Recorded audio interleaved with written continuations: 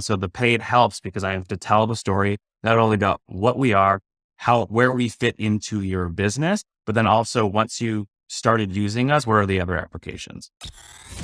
Introducing Recorded Content, a podcast for small, scrappy B2B marketing teams who want to get the most out of podcasting. In each episode, we capture stories from industry experts and podcasters. Listen in and uncover what it takes to launch, run, and grow a successful B2B podcast. Check out and subscribe to the show on Spotify, Apple, or wherever you listen to your favorite shows. Let's jump in. Hey, this is Justin Brown, the co-founder of Motion and your host for this episode of Recorded Content. Recorded Content is brought to you by Motion, a done-for-you podcast agency for small, scrappy B2B tech marketers. When it comes to podcasts, people always want to know how they're going to get exposure to their show. Very differently than pop culture podcasts or entertainment podcasts, the way people generally find B2B podcasts is by us telling them about it. Here's what I mean. If Taylor Swift was to release a new podcast tomorrow, she'd have millions of listeners, even if she didn't tell a soul she was launching a podcast. Some Swiftie out there would find the show within 30 seconds and tell the world about it, and it would spread like wildfire. However, in B2B, no matter how popular someone may be, they're not going to be that popular where hundreds of thousands of people will just find their show by them posting it to Apple or Spotify. So the way we get word out in B2B is by telling the world through a variety of ways. So today I have Toby Phillips, the VP of Marketing and Communications at Kolbe, on the show. The reason I wanted to bring on Toby is because he's not only telling the world about his company's B2B show powered by Instinct through organic social, but also through paid. There's been a powerful trend of late around putting paid media around driving people to content instead of driving people to contact forms. And Toby and his team are putting paid social behind their podcast. Well, without me further telling the story, because I have him here and I want him to tell it, Toby, welcome to the show. Hey, Justin, thanks for having me. Yeah, absolutely. So before we get into distributing your podcast, I think it might be valuable just to talk about what led you to launching a podcast. You and the Kolbe team were already pretty robust on the content side. So what led you to thinking that a podcast would be a good fit for what you were trying to accomplish? Yeah, I mean, I'll be honest, I did not want to start a podcast. I thought it was going to be too much work. I thought everybody had a podcast. Nobody's going to listen to it. I thought it was just going to be a huge pain. But honestly, now that we have it, the podcast has really become the central point to our full, I would say, content and kind of product marketing strategy combined. So, I think other people probably experience the same thing that I do is like sometimes if you want written content to get out the door, especially at a company where lots of people have opinions, that can kind of be a pain in the butt. What I found was that my subject matter experts, my leadership team, they love to talk. They look good on camera. They sound good on audio. And when I just ask them questions, they spit out gold. And then suddenly we can get something out, in a day versus, if we wanted a white paper or an ebook or an article or something, sometimes that would take weeks or months or, longer. And so we were pulling our hair out. And so now that I can just put people onto a podcast and we have a set way that we distribute every episode, our content marketing function has just exploded. Yeah, that's amazing. It's something I talk a lot to not only customers, but just people in marketing, is just the difficulty with which it is to get subject matter experts involved in written content and how many people I've seen be successful by saying, hey, what if you just came and talked about it? And then marketing can kind of leverage their words in the written component, because it's tough in more you aren't quite to the level of complexity that I would say some of our customers in maybe cybersecurity or the fintechs of the world, where a marketer trying to write to a Wall Street audience could be pretty tough.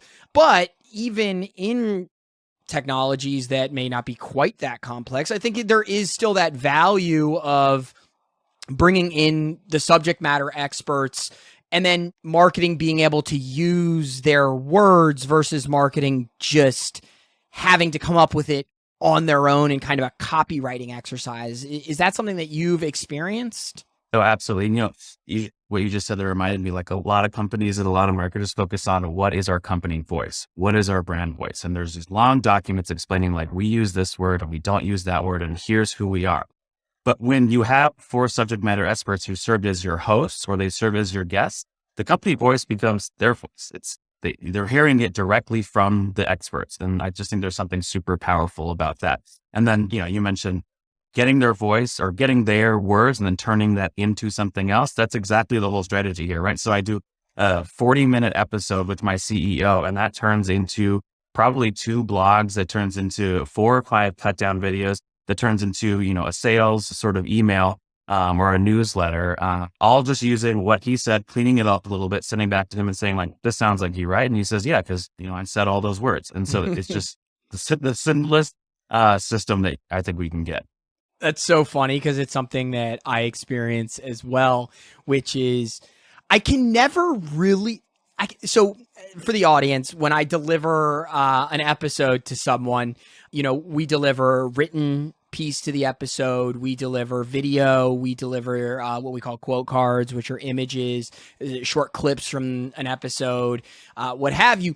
I can never really be overly wrong in what I deliver to my customer because literally they said it or their guest did. So it's not like I'm staring. Okay, so Kolbe, and disclaimer for the audience, Kolbe is a motion customer, and we'll talk about that in a minute. But, it's not Toby coming to me and saying, Justin, can you write a blog post about Kolbe? And then me doing my best work.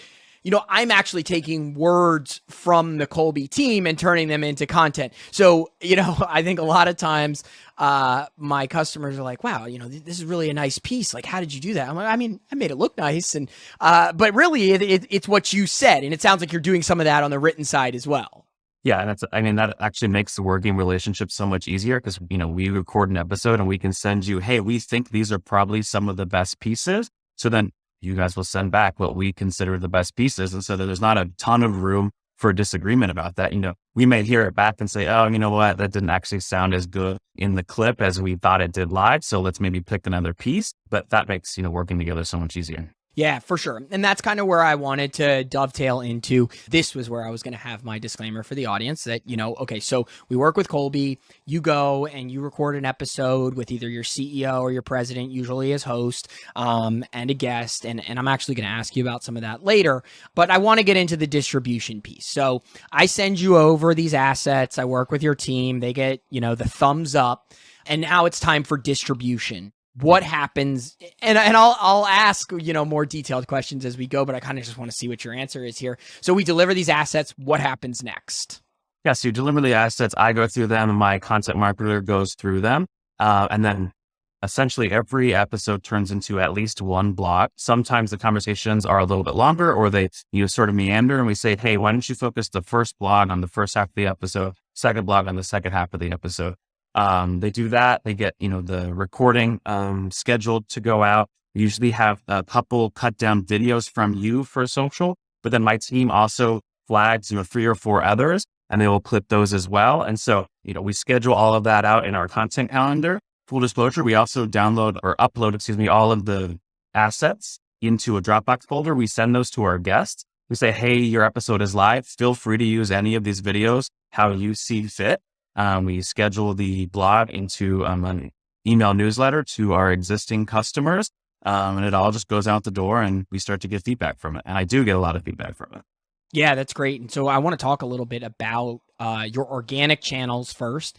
Sorry to bury the lead a little bit for the audience. I promise we will get into the paid channels as well, but it's good to see the difference between the two. So I know it's common for our customers to embed episodes within newsletters, distribute on social from either personal or company accounts. So what are you doing on the organic distribution side? Yeah, so we have a robust, email list. So, every other week now that we've got a company newsletter going out the door, both to some of our consultants or our highest engaged customers that we have, but then also to some other folks who we want to sort of re-engage. And then, everything gets scheduled. The blog gets scheduled onto LinkedIn. We're doing a fair amount on Facebook. We've got about 5 now robust Facebook community. So we drop either video content or blog content into those communities as well. And then we start to see what resonates with folks. And then that's sort of when we turn on the paid stuff. Awesome. And that's where I want to pivot to, and kind of why I brought you on, which is, this paid media, paid social component. So when did you come around to the idea that paid media could be used towards promoting content instead of just promoting someone to buy? Well, like I mentioned, we have a pretty robust email list, but all those people aren't necessarily following us on social, right? But I still kind of want that content to get in front of them. So in terms of paid, I do both top of the funnel, new people who I want to know that we exist. I want to give them some immediately actionable advice. But then I also do campaigns to our existing customers or to our existing partnerships, because I know that they will engage with that. I know that they will amplify it. It is not uncommon for me to have a retargeting campaign with a piece of content from the podcast and have a customer we used as 10 years ago who we happen to have their email address and I'm retargeting them. They'll say, "Oh my God, we've been working with Kolbe for so long. We love them." Or they'll make a comment and tag somebody like, "Hey, I was talking about Kolbe the other day and this popped up in my feed," right? There's this engagement that is happening that would not have happened if I hadn't have turned that paid on, because they aren't necessarily following us organically, or they may not be opening an email from us. And just for the audience, I'm going to have you kind of describe two things, and they're completely different.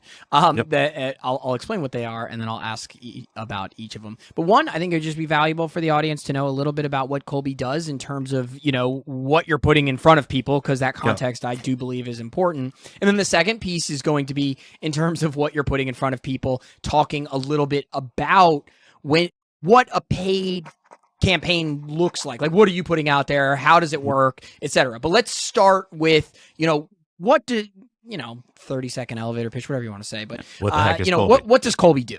Yep. So we are a strengths assessment and talent optimization firm. So we help leaders, business owners like you figure out how they naturally take action so that they can spend more of their days doing things that energize them. So super specifically, it's all based around the Kolbe A Index, which is a 36-question assessment. And it's the only assessment out there that measures how you naturally take action. So it's not your personality, it's not your IQ, it's what you will actually do when you're executing on the job. And so this helps leaders figure out what tasks that they should be doing, what tasks they should be delegating, helps them hire and to build teams that are going to be productive and less stressed. And so, in terms of what I have to inform people about, one, I have to tell them, what the heck do we do here? What are we selling? And then we sort of break down the theory behind what we are doing. And so there's a big education component that sometimes can take a while. And so the paid helps because I have to tell the story, not only about what we are, where we fit into your business, but then also once you started using us, what are the other applications? Yeah, and I had a lot of fun taking the assessment. My business partner and I, Tristan, who's one of the other hosts of this show, at times, just as business professionals, we could be a little rough around the edges with each other or with whomever. At least that's what people have told me.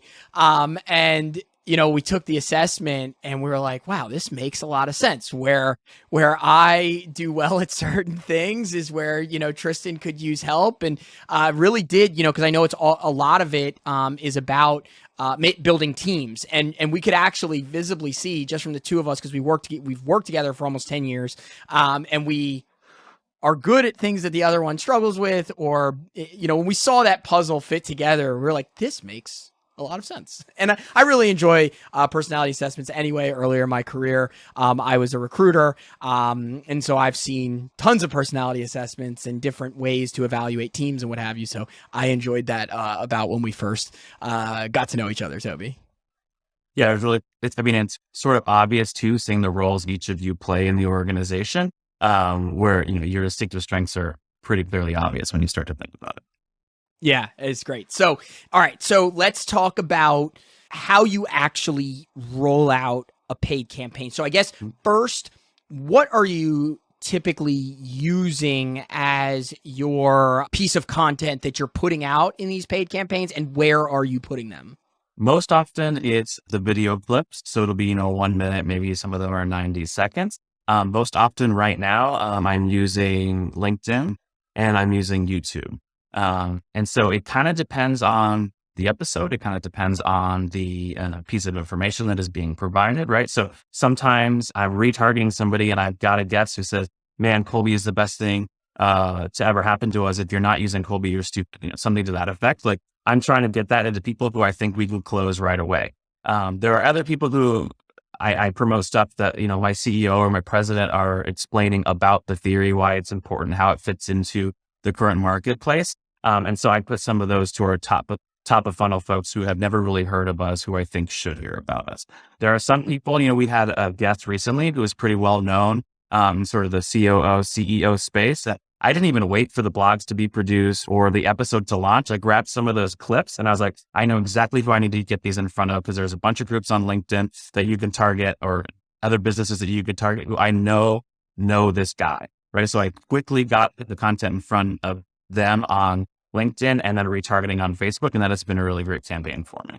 And how do you do that? So, so you want to target companies, people? Are you targeting specific individuals? Are you targeting lookalike audiences? Can you talk to me a little bit about how that targeting works? Yeah, a bit of both. So, I've got two target audiences. One, I've got a leader who's, leading a team and who, I like to say is open to using assessments. It's kind of the simplest way to put it, right? And so our sweet spot is small to medium business. And so what I'll do is I'll target, take LinkedIn targeting, for example. I'll target, director, managing director, VP, COO, that's what CEO of companies from, 5 to 200.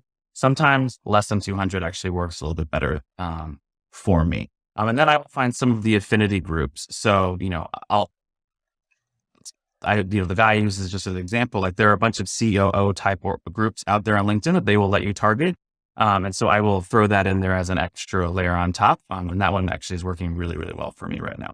Other times I will do lookalikes, or I will do retargeting from the website, or retargeting from certain pages. So we've got a Teams page on Kolbe.com. So I'll retarget from that in some campaigns as well. And what kind of results, and this comes with paid media for sure, positive or negative, have you seen from using paid social? I see a bunch of things. We've added the how did you hear about us field on all our forums on the website. And within a month of launching the podcast, I saw a noticeable uptick in podcast. I heard it from the podcast. We had to actually, our account managers had to actually get specific with some of those people when they talked to them on the phone and be like, was it our podcast or somebody else's podcast? Because we're also doing other people's podcasts. So we had to drill in on that a little bit. But in terms of, we're getting more leads, but then also we're just getting purchases. So you don't have to work with an account manager at Kolbe. You can go to Kolbe.com right now and take the assessment immediately, right? And so I've seen a noticeable uptick in people coming from LinkedIn, even if I don't have a link in the ad, which often I don't have a link in the ad. It's just an educational video, but they will go on to Kolbe and they'll take it and they'll put it in the field saying, how did you find out about us? And they'll say your podcast. That's awesome. I mean, that kind of direct attribution is fantastic. Yeah, it's been amazing. And then I hear it on the phone too. So, our account managers say that they're hearing it on the phone. They're like, oh, so-and-so called, and one of the account managers actually didn't even listen to one of the latest episodes. And they're like, wait, we did an episode with that guy because one of our clients on the phone said that they listened to it and they wanted this very specific product that they mentioned. And that's the best feedback that I can get, is that not only did they listen to the podcast because they saw it on social, but that they listened far enough and got enough, and that they asked for a very specific use case. That's magic for me. It's magic for me to hear as well, because, sometimes it is hard for me to say how specifically our customers are quantifying success with their show, because so many of these shows that I do quantify their success differently. I mean, we had a customer who, they quantified their success because in one quarter after launching their podcast, they did more website traffic than the entire previous year combined. And, I can't put a monetary value necessarily to that, but I'd like to think that that is a significant way, when we're talking a lot of times, some of these customers that we work with have 12, 16, 18-month sales cycles. It is hard to put a monetary value next to it. And so I'm curious for you, how do you quantify success of your show? Well, I used to say I didn't care how many people downloaded it, but then I started looking at the stats and I definitely care how many people download each episode. And I've been pleasantly surprised. So that's one measure of success, is the downloads, and not just to be honest, that's just the selfish one. Like I just look at that and then I'm proud of a certain episode because it had a certain number of downloads. But there's other things. One is a lot of other things. Don't listen to Toby there. No, downloads 100% are important. I completely agree. I think it's a metric that you should keep an eye on, but maybe isn't the one that necessarily always quantifies the success. So keep going. Sorry to cut you off. Well, I can tell which one is a better episode or at least a more engaging episode that people have probably shared or find the number of downloads. Some of the other ones get a little bit more wonky. They don't have as many downloads and people haven't necessarily shared them, but that doesn't mean that they're not effective because, another measure of success is honestly, is this helping my content distribution plan for the year? Does this still help me get content out the door? And it absolutely does. It also helps with product marketing, right? So, we had a meeting a few weeks ago about Q4 with my leadership team and my sales team. And they're like, what we really, really need to push this product. What campaign can you launch? And it's really easy for me now because I can say, all right, well, what guest is the best to talk about that on the podcast? And then that sort of serves as the focus of this. And so we'll have a guest talk about this specific product. We'll get a new blog about that product. We will distribute it in the newsletter and have a link to the product at the bottom. And it becomes this whole campaign that just starts by having one conversation on the podcast. That's been amazing. The other thing I'll add too, is I mentioned we've got, 800 or so right now, external consultants who do what we do for their clients. And this has also served as content for them. So it's not only working as content for me to sell into other companies, but my external consultants are also using it to sell into their clients. In some ways, it's actually continuing education for them, right? So they'll hear our CEO or our president or our founder talk about the theory and they will write me and they're like, hey, thank you for that episode. Like Kathy Kolbe phrased that in a way that I've never heard before. I'm going to go take that to my clients. So it's a little bit of continuing education. It maintains relationships with our existing customers, which is really valuable. And then, like I said, we've been able to track it to direct sales. And so that's the big win. Yeah, for sure. And it's funny that you bring up, sometimes the episodes that are the best, using finger quotes here for the listening audience, sometimes the episodes that are the best aren't always the most effective on the content side, at least for me. And I'll give an example. Every show that we bring on is basically an enterprise customer for us. I mean, we just really don't have that. If you go to our website, the difference in our plans on our site is just frequency. And most shows take a similar amount of lift to get them off the ground and get going. And every show matters a lot to us. So landing one show, and we run about 40 right now, each one is super important. And I'll do so when someone becomes an opportunity with us and they go through a sales cycle, and for one reason or another, they don't buy a lot of times because the company decided, like you were saying early on, maybe podcasting is too heavy of a lift right now. We're not ready for it. We don't have the budget for it, whatever. And so what I'll do is I'll notate the reason why this person didn't buy. And then I will go and create a podcast episode specifically for that one individual. Now, these are me talking to camera about a problem that a certain individual had. And I know that they're not the most engaging episodes that I have. I usually go for like 10 to 12 minutes and I'm just talking about a topic. So I'll use an example. A guy reached out to me and he was interested in starting a podcast, but he realized he had just started in a new marketing job and it was just too much to tackle right away. So what did I do? I made a podcast episode that was why launching a podcast as your first initiative when starting a new marketing job could be effective. Then what did I do? I took that podcast episode and I sent it to him. And I said, hey, I was doing a lot of thinking about, what you mentioned. And so I actually created this podcast episode specifically for you, which is true.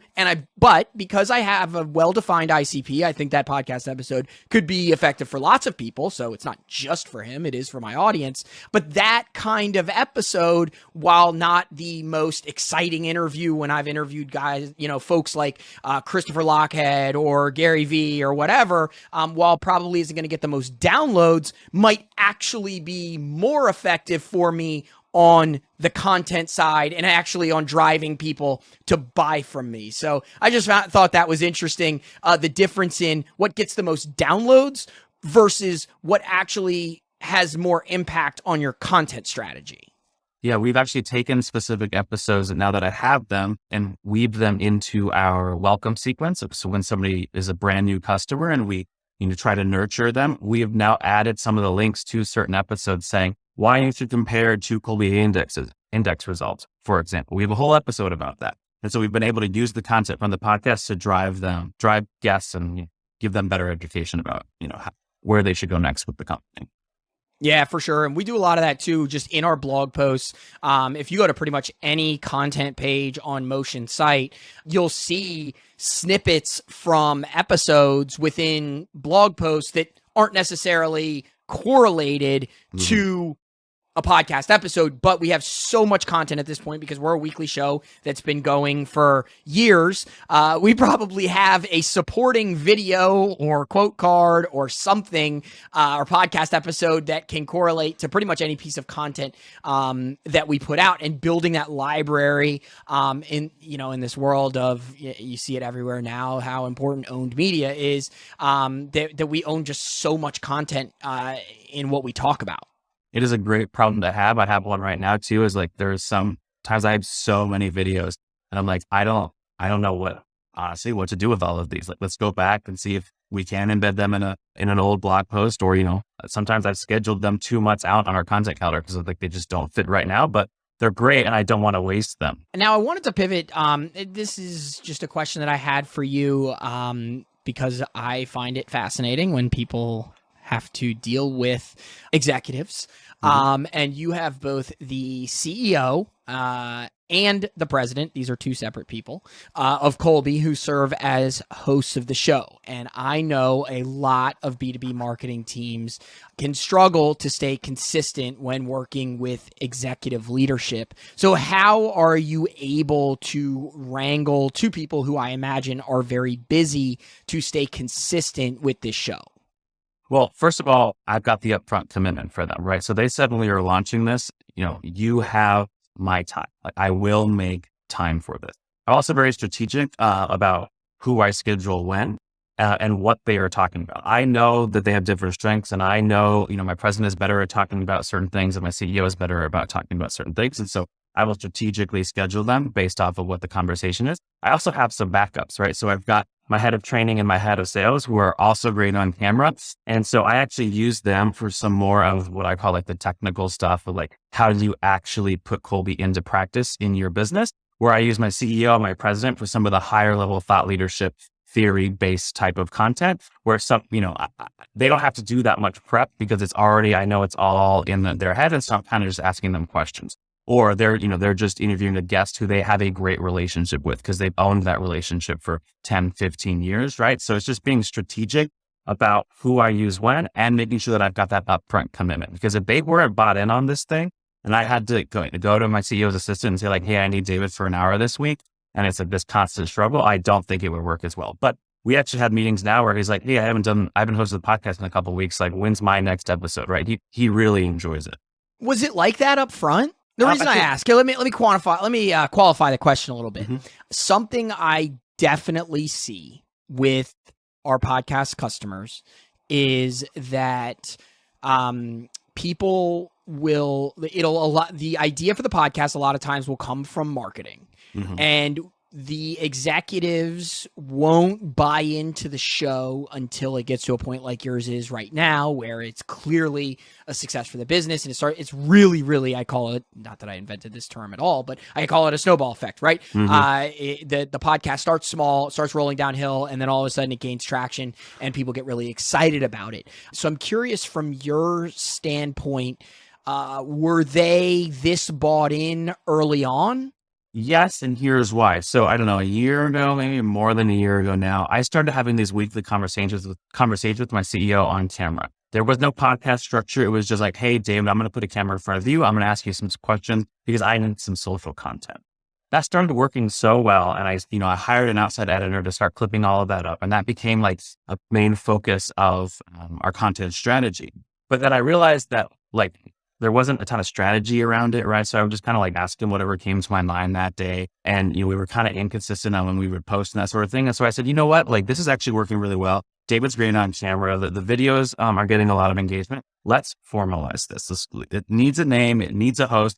And then that's sort of where the podcast thing came about. And we found you guys. And then, we work on this cycle and with this program called EOS, where each quarter we sort of commit to here are the top 3 or 4 things that we're going to do as a company. And so I was able to get launched the podcast as one of the four most important things that we were going to do that quarter. And so the entire leadership was bought in. Like it wasn't a, oh, we'll see how this goes. It's a, we're going for this thing and we will give you whatever resources you need to get it done. Yeah, I'm just like smiling because I remember that it was probably one of the easier sales calls that I've ever done because you were already so far along in the journey. I wasn't really having to explain the value of repurposing. You're like, Justin, I know, like I'm doing this. Help me. I'm ready to go. Yeah. Like, save your breath, man. Like you're good. We want to do this, which was really cool. And you know, I think that that kind of crawl, walk, run mentality helped you a lot, where you really did start to show these things, because I run into that so often where marketing knows the value, but everyone else is skeptical. And so it sounds like you did a little bit of that kind of bootstrapped approach. Hey, we're just going to film some stuff, you know, rough and tumble and see how it goes. And then, you know, the idea of the podcast, they were already bought in because they were seeing their contributions to the content. So I really like that idea, because that's what I have a piece in our course about it. I get asked about it a lot is, hey, Justin, I know that podcasting could be valuable, but I'm struggling to get other people within the organization bought in because they see it, they hear the word podcast and think it's kind of a cutesy term for something fun that marketing wants to do. When in reality, marketing's like, no, I just want more content though. What has helped me too is knowing what part of the podcast helps each different department. So sometimes when it's my CEO who's hosting, it helps them further a relationship with a strategic partner, right? Sometimes when it's sales, like they just really want to kind of flatter one of their clients who is doing a really great job. So then that client comes on as a guest, right? Sometimes with our account managers, they need more things to drop into emails to nurture the relationship with people that they are trying to sell to. Sometimes my training team, they need to like test some stuff out. And so we'll say, let's do it on a podcast and let's talk about that and see if that actually works. And so it's like, how can this work for marketing? Sure. But how can this help all of our other departments too? So that I'm not the only one thinking about this. I have people come to me and say like, you know what? So-and-so should be a podcast guest and here's why. Right? So I have other people advocating for it internally as well. And how has that evolution gone? So it sounds like the executive leadership was bought in early, but now it sounds like you've really gained traction within the broader organization. How has that evolution come to be? Yeah. So, I mean, at the beginning, it was kind of pulling teeth, like, hey, will you actually listen to it? Like, I think the first few episodes are really good. Like everybody should go listen to it, download it onto your iPhone, listen to it on the way in and that sort of thing. But I think once actually some of our certified consultants started writing in and they were asking us questions like, honestly, who do you use to help you record that? Or the specific questions I get are like, who puts the square and the text around the images you share on social, right? So that starts like, oh, well, we're doing this podcast and we do these things and here's how we get all that produced. But once our consultants started asking about it, people internally started to say like, oh, like, I think people actually, besides us, are listening to this thing, like this thing. This could be useful. How else can we use this? Amazing. Well, my last question here for you, and you can keep this one close to the vest if you want, is do you have any future plans for the show and evolution of the show, or do you plan on, keeping things as is because it seems to be working pretty well? I have like 4 spinoffs that I think we could do really quickly. It's just about like, do we have capacity, and we have on the timeline a book probably going to be produced next year. And what I think honestly is going to happen is I'm going to outline 12 chapters of a book, so to speak, and I'm going to record them all and then transcribe them. And that'll ultimately be our book with some video and audio content embedded. I don't want to, commit myself to that right now because I could, imagine my boss saying this and be like, hey, you said you were going to have a book next year. But I could envision that. We also have some niche sort of conversations happening. So we're in the assessment space. And one of the things that people really, really like is interpretations of their own individual results. And so I could see a whole episode that is nothing but that. I am a 7464. Here's what that means. And we have one of our consultants interpreting your result that we could send to people who have similar results or people who have different results so they can understand how it all works. So yeah, I have 3 or 4 ideas that we could do. It's just about capacity and timing and budget and that sort of thing. But what we have going right now is working really well. Yeah, and I love that. It's just there's so many things when you think about just the amount of content. So you mentioned transcripts for a book. I mean, an average episode of 40 minutes or so is going to be like 10,000 words. 10,000 words comes out to like 30 pages or something like that. Yeah. And so you do 12 episodes. That's, I don't know, 12 times 3. You're looking at like a 300 plus word book without doing any of the legwork of actually writing a book, which you're going to have to with transcripts. But it just goes to show the power of having conversations with the people in your space and what that can turn into. Yeah, and I could also imagine what might be more useful is figuring out which episodes flop, that we say, oh, that probably shouldn't be in the book. Like, we thought that was a good idea, but like either that was way too long or actually it's just not very interesting. Like, let's just scrap that piece.